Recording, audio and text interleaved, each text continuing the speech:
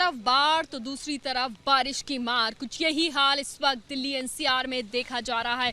एक तरफ देखा गया था दिल्ली में यमुना की तबाही, तो उसके बाद अब देखी जा रही है हिंडन नदी उफान पर होने की वजह से गाजियाबाद और नोएडा के निचले इलाकों में बाढ़ का कहर। यहाँ पर हालात कुछ ये हैं कि बाढ़ का पानी आ जाने से लोग ऊपर की तरफ आ गए, ऊपर यानी कि कुछ ऊंचाई पर बने इलाकों में, क्योंकि लोगों के खेत पूरी तरह से पानी में डूब गए हैं। लोगों की झोपड़ियां पूरी तरह से पानी में डूब गई हैं। कुछ इस तरह से तरपाल के नीचे रहने को मजबूर हो गए हैं लोग। अब क्योंकि बारिश भी हो रही है तो इसीलिए लोगों की मुश्किलें और बढ़ गई हैं। खाने पीने की परेशानी लोगों को हो गई है। सबसे बड़ी बात यह है कि लोग जो हैं वो यहाँ पर इसलिए भी मजबूर हैं कि किस तरह से वो अब अपने बच्चों को खाना खिलाएं, क्योंकि पानी पानी है, सबको जलमग्न है। और यही हालात कुछ ज़्यादातर निचले इलाकों में पैदा हो गए हैं। यहाँ पर हम मौजूद हैं, सुतियाना गांव है नोएडा का, हिंडन नदी से लगा हुआ।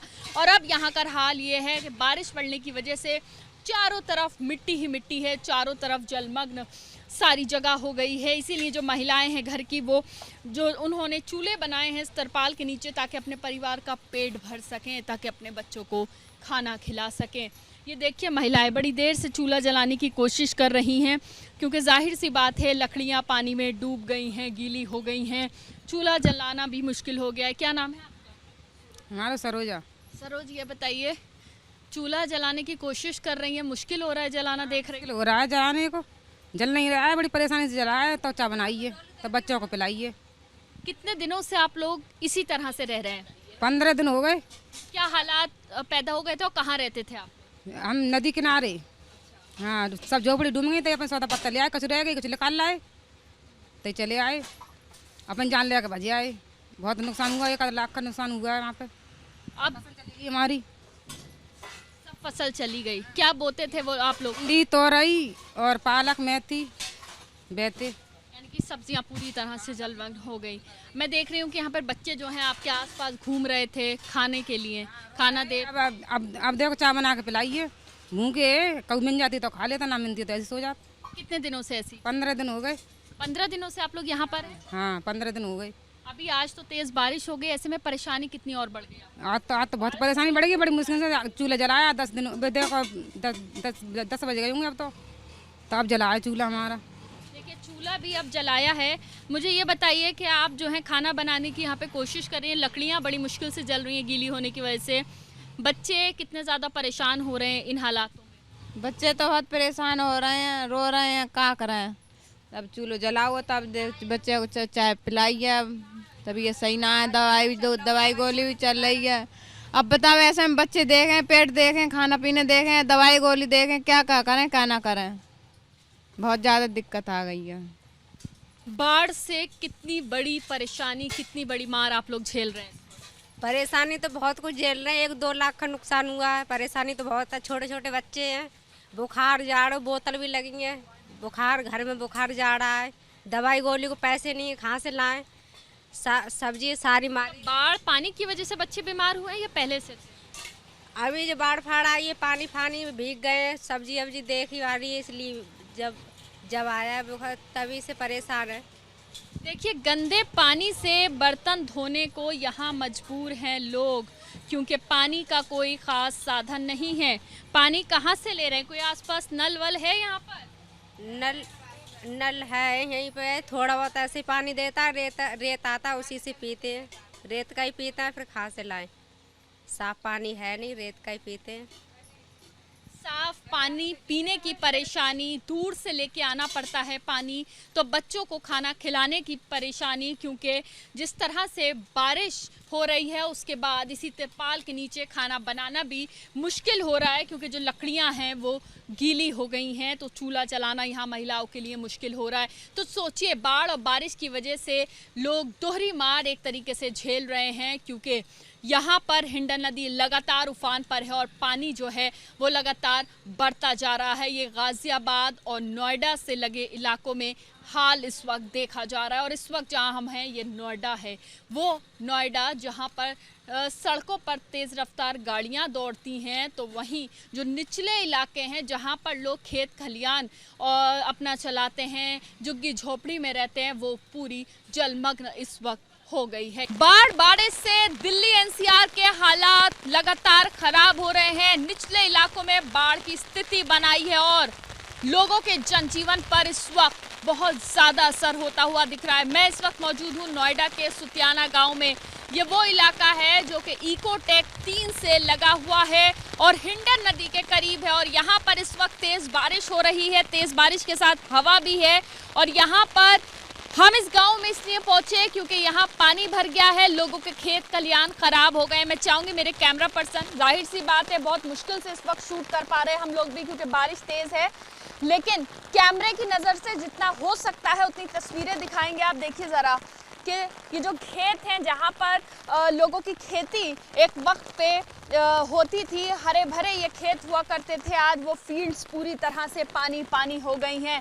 और यहाँ आसपास जो लोगों की झुग्गी झोपड़ियाँ थी पूरी तरह से पानी में डूब चुकी हैं। लोगों के जो मवेशी थे उनके ऊपर असर हुआ है। लोगों को किसी तरह से सर छुपाने के लिए जगह चाहिए, इसीलिए जो जानवरों के पालने के लिए जगह होती है, अलग अलग क्वार्टर्स जो बने हुए थे वहाँ पर ही लोग भी हैं, वहाँ पर ही मवेशी भी हैं और खेत खलियान तो पूरी तरह से बर्बाद हो ही चुके हैं। मैं चाहूँगी ज़रा इस तरफ की तस्वीर भी दिखाई जाए जहाँ हम लोग मौजूद हैं। ये थोड़ा ऊपरी इलाका है, निचले इलाका पूरी तरह से पानी में डूब गया है, इसलिए जो लोग और निचले इलाकों में रहते थे वो यहाँ ऊपर की तरफ आ गए हैं और उन्होंने अपने ट्रैक्टर यहाँ खड़े कर दिए हैं, जो अपने खटिए थे वो यहाँ खड़े कर दिए। और ज़रा उनकी तस्वीरें देखिए महिलाओं की, किस तरह से बारिश से बचने के लिए इस तिरपाल का इस्तेमाल कर रही हैं और इसके नीचे बैठी हुई हैं ताकि किसी तरह से इस वक्त हो रही बारिश से बच जाएं। कुछ यही हाल यहाँ पर है। पीने के लिए ये देखिए यहाँ पर पानी जो है वो लाके इसको ढक रखा है ताकि कम से कम पानी की जो समस्या है वो ना हो। नुकसान बहुत इन लोगों का हुआ है और जो मवेशी हैं उनको यहाँ पर बांध रखा है। ये देखिए यहाँ पर जो मवेशी उनको बांध रखा है, बारिश तेज़ हो रही है, उनके लिए भी मुसीबतें जो हैं वो बन गई हैं। क्या आप आगे आ सकती हैं थोड़ा?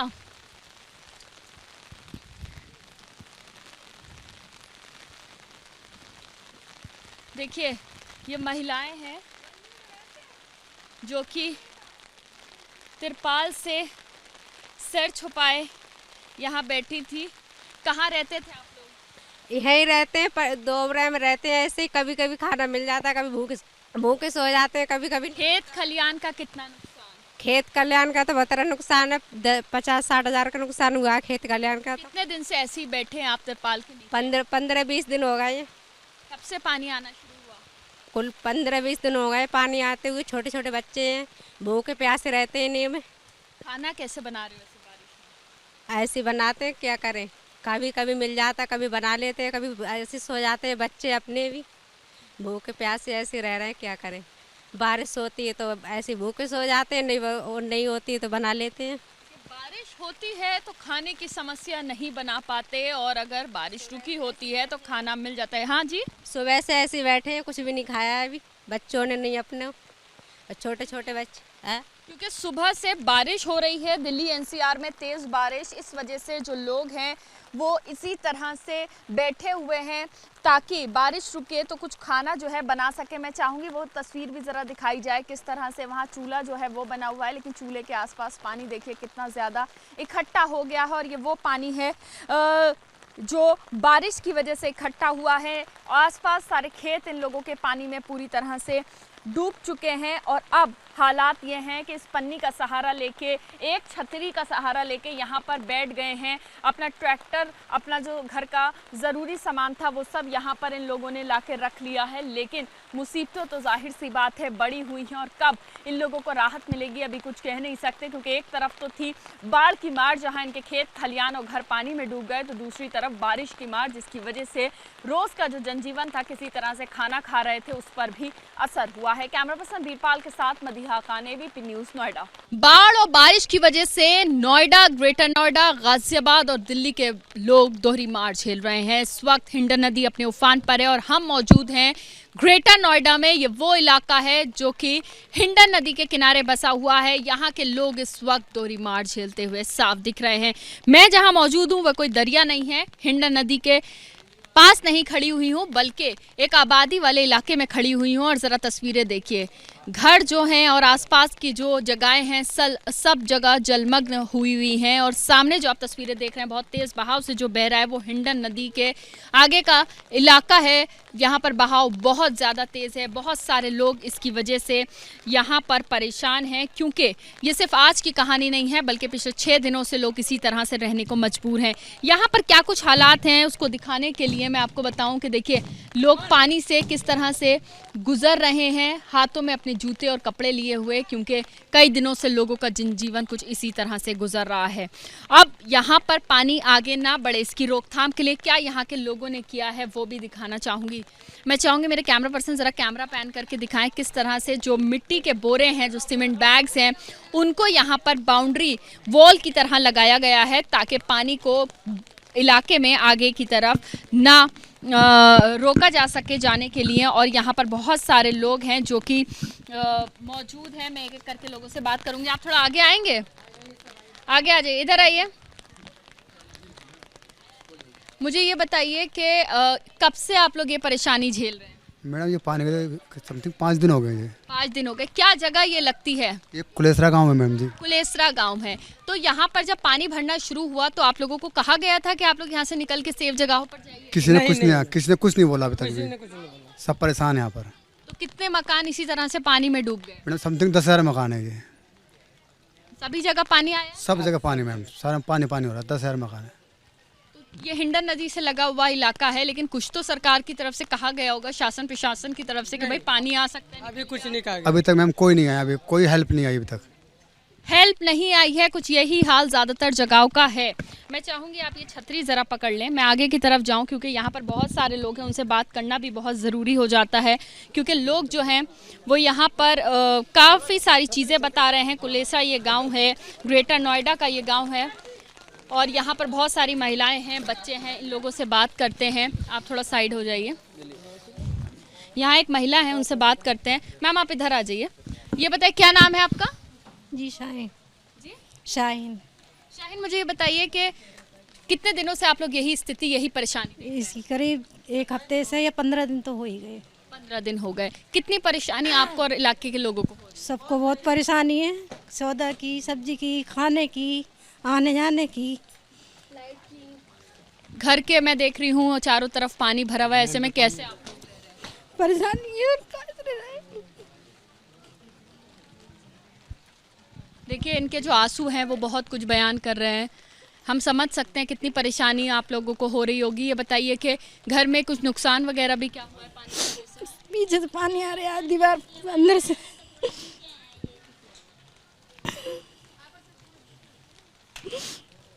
इस बात घर में कितने लोग? हमारे घर में 5 लोग हैं।